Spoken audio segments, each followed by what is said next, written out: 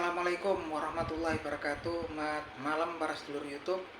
Di malam hari ini seperti biasa saya pengen menyapa para sedulur-sedulur saya, sahabat Anies Baswedan dimanapun kalian berada. Oke teman-teman, beberapa hari belakangan ini sepertinya konstelasi politik di negara kita mulai agak meningkat ya teman-teman. Karena memang hingga saat ini udah jelas, udah ada resmi 2 calon capres yang akan maju di Pilpres 2024 nanti ya. Dan kemungkinan menyusul akan ada 3 capres, kemungkinan besar, dan kita masih menunggu ya teman-teman. Jadi teman-teman, berdasarkan polling ataupun survei belakang ini, survei menunjukkan bahwasannya Anies Baswedan tuh posisinya paling buncit ya. 1 adalah Ganjar Pranowo gitu, 2 Prabowo Subianto, dan 3 adalah Anies Baswedan. Berdasarkan survei ya gitu kan, kita nggak ngerti ini kan surveinya, banyak survei yang memberitakan seperti itu gitu kan. Nah teman-teman, tapi kan memang mungkin kita nggak ngerti ya pola survei itu seperti apa. Tapi yang jelas gitu kan, saya ngerasa ada anomali atau ada keanehan lah di sini kan. Karena kalau memang menurut beberapa survei, posisi Anies itu paling buncit, paling belakang lah, posisi nomor 3 gitu kan. Dan beberapa kalangan, beberapa tokoh politik gitu kan, banyak mengatakan bahwasannya ya Anies itu udah mulai berkurang pengikutnya, mulai kempes pengikutnya gitu kan. Nggak ada lah gitu kan, bagian beberapa orang-orang, beberapa oknum yang memang nggak suka sama beliau sepertinya lebih parah lagi gitu kan, bahwasanya udah nggak ada itu gitu kan, pengikutnya udah cuman beberapa orang lah gitu kan. Sampai ada kemudian video itu Anies Baswedan dibawa di suatu mobil gitu kan, nggak ada yang orang yang menyambut tuh, sepertinya seperti itu gitu kan. Dan banyak memang diberitakan bahwasanya nggak ada itu, pengikutnya Anies itu memang sedikit gitu kan. Lihat dari pollingnya atau surveinya gitu kan, begitupun merembet gitu kan, beritanya nanti ke partai yang dukung ataupun yang mengusung Anies Baswedan juga terkena imbasnya gitu kan.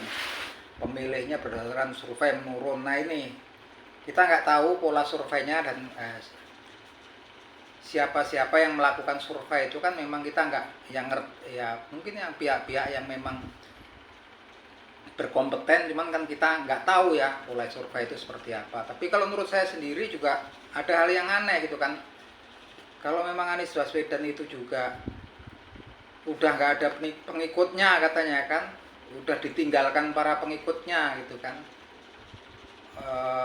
gagal gitu kan. Kalau mau nyapres kemungkinan gagal daripada ditinggal pengikutnya. Dan berdasarkan survei, beliau paling sedikit ya orang yang akan memilih beliau atau simpatisan beliau gitu kan, Anies Baswedan.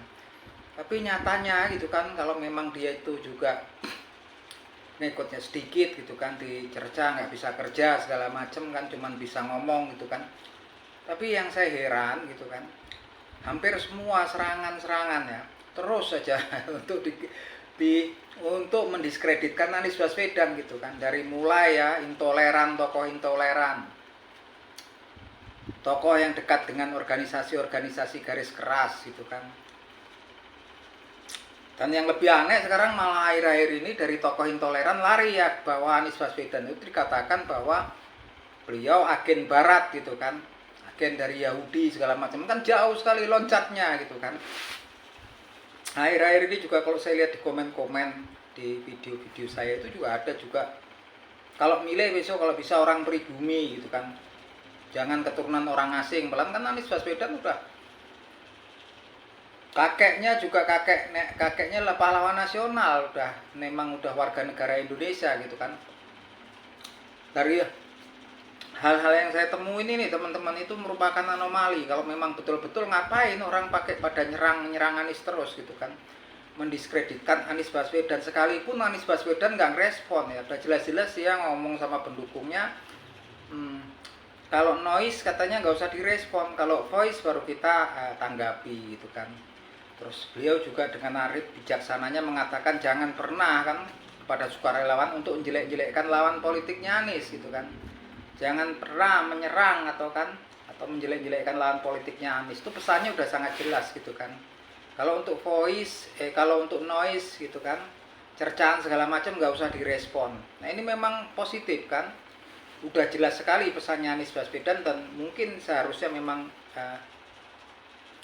para sahabat Anies Baswedan diindahkan, dipatuhi lah itu kan pesannya Anies Baswedan. Karena itu menurut saya juga kalau dibalas-balas lagi gitu kan, malah justru nanti menaikkan konstelasinya gitu, tambah panas. Orang nggak ditanggepin sama Anies Baswedan aja sepertinya tambah panas ya gitu, apalagi tambah nanti dikipas-kipasin gitu kan. Yang jelas dengan sampai saat ini memang banyak sekali isu-isu utamanya di media sosial yang sebetulnya arahnya mendiskreditkan Anies Baswedan, yang tentunya kalau menurut saya sama sekali itu nggak ada yang benar dan nggak ada buktinya ya teman-teman.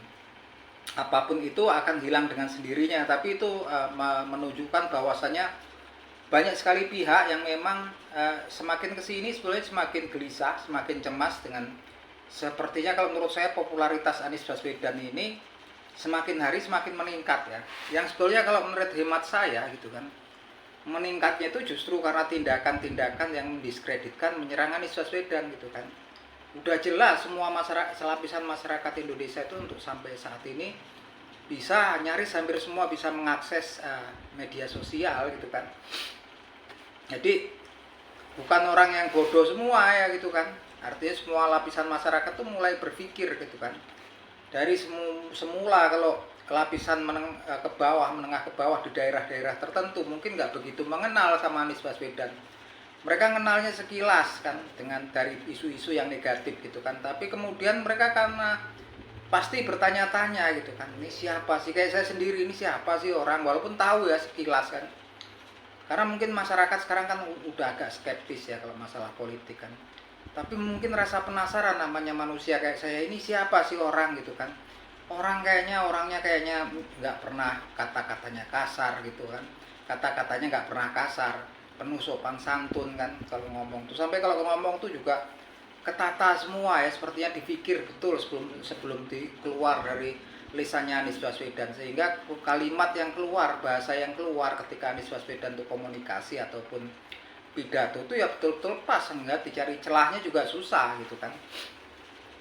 Nah itu saya pikir akhirnya kemudian pengen tahu gitu kan. Nah sebetulnya orang kayaknya banyak yang punya riwayat seperti saya gitu kan. Jadi pengen tahu nih siapa sih orang ini, apa benar yang diisukan kayak gini. Nah sekarang kan sumber-sumbernya juga banyak ya, faktanya banyak gitu kan. Walaupun banyak juga yang mendiskreditkan yang sebetulnya nggak ada buktinya gitu kan.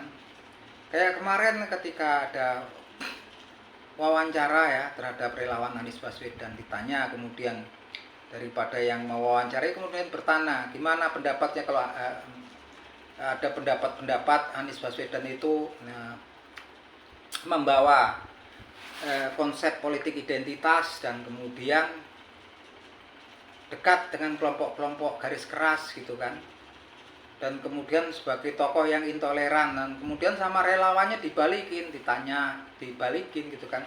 Saya minta satu contoh ketika Anies Baswedan menjadi gubernur, menjabat sebagai gubernur di Jakarta, satu aja contoh peristiwa yang menunjukkan, gambarin bahwasannya Anies Baswedan itu tokoh yang intoleran, tokoh yang memang dekat dengan organisasi garis keras, kemudian tokoh yang bawa konsep politik identitas, dan kemudian yang nanya justru nggak bisa jawab gitu kan.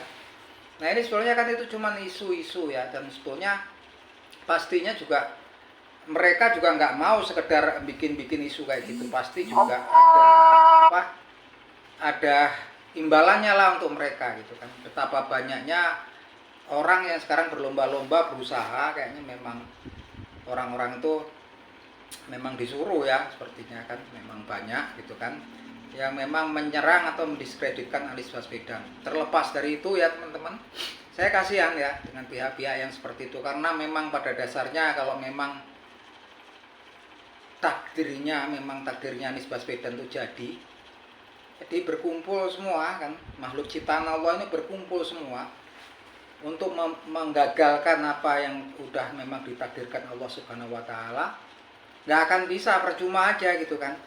Dan gambaran seperti ini memang udah tergambar banyak tokoh-tokoh dari zaman dulu kala menurut sejarah yang banyak diserang kayak gini, kayaknya peristiwanya nggak mungkin, tapi kemudian menjadi orang yang menjadi mungkin ya teman-teman gitu kan. Ya bukannya terus kemudian kita tahu bahwa Anies ditakdirkan untuk sukses di 2024 di Pilpres 2024 gitu kan. Adanya kita juga nggak tahu, makanya yang kita bisa cuman kemudian permohon pertolongan dan perlindungan kepada Allah Subhanahu wa taala. Dan memang selalu dikatakan dulu berdasarkan sejarah juga musuh-musuh daripada tokoh-tokoh yang memang tokoh-tokoh besar berusaha mendiskreditkan, selalu polanya ya. Mereka akan menebarkan isu yang mendiskreditkan. Nah, untuk teman-teman yang belum begitu mengenal tentang Anies Baswedan, mungkin sekilas ya, mungkin ada perlunya untuk mengetahui lebih dekat kan. Apakah benar fakta-faktanya seperti itu gitu kan. Itu perlu tahu gitu kan. Kalau perlu tahu kan bisa dilihat dari riwayatnya Anies Baswedan kan, riwayat pendidikan dari SMA kemudian sampai kemudian kuliah gitu kan.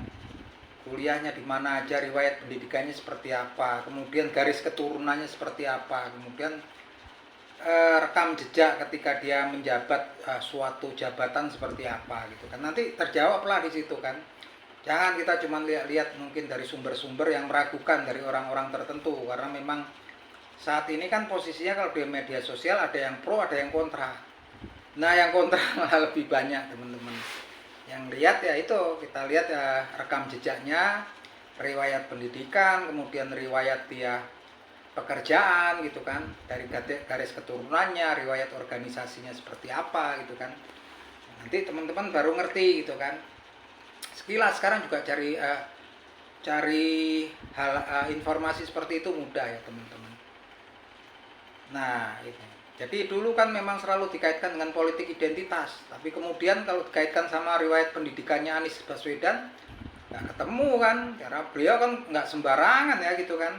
Kuliahnya di Universitas Gajah Mada loh teman-teman. Lulusnya kemudian lanjut S1-nya di North Illinois University Amerika gitu kan. Lanjut ke Maryland University Amerika, nggak sembarangan. Beliau juga pernah kerja di salah satu perusahaan ya di Amerika gitu kan, selesai kuliah. Nggak sembarangan gitu kan. Nggak mungkin kemudian ada universitas sebesar terkenal di Amerika, kemudian ada perusahaan elektronik kan dulu sepertinya di Amerika, kemudian nerima orang yang dikaitkan dengan memiliki konsep politik identitas ataupun kemudian orang-orang yang toleran kan gitu kan, intoleran kan. Malah kesini sekarang dikaitkan bahwa beliau kemungkinan diduga agen Yahudi ataupun agen Amerika, agen Barat gitu kan. Nah ini meloncat lagi kan, aneh gitu kan, dari katanya tokoh intoleran, tokoh yang bawa politik identitas, saking ini sekarang dicari lagi, keluar lagi isunya gitu kan, dikaitkan dengan kemarin beliau tidak memberikan komentar ketika mau tim Israel mau di Piala Dunia, tentang kehadiran tim Israel di Piala Dunia 2023 kan. Ya mungkin kemarin kan nggak ada yang mewawancarai Anies Baswedan gitu kan, dikaitkan ke situ gitu kan, bahwasanya kemudian beliau ya kemungkinan agen Barat. Yang menurut saya ya teman-teman yang pengen tahu lebih dekat tentang Anies Baswedan, mudah ya teman-teman.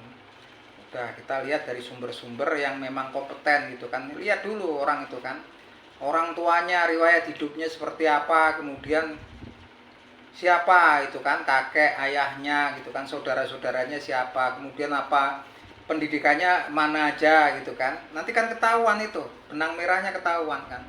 Terus riwayat pekerjaannya apa aja sih gitu kan, riwayat organisasinya apa aja, terus prestasinya apa aja gitu, nanti baru kejawab semua. Jadi gitu aja teman-teman, semoga selalu ya kalau saya bikin konten ini cuma untuk membuka wawasan kita gitu kan. Siapapun nanti yang menang gitu kan, mau mungkin Anies Baswedan ataupun Ganjar Pranowo atau mungkin Prabowo Subianto, ya kita sebagai supporter gitu kan berharap memang yang mendapatkan yang terbaik lah negara kita gitu kan.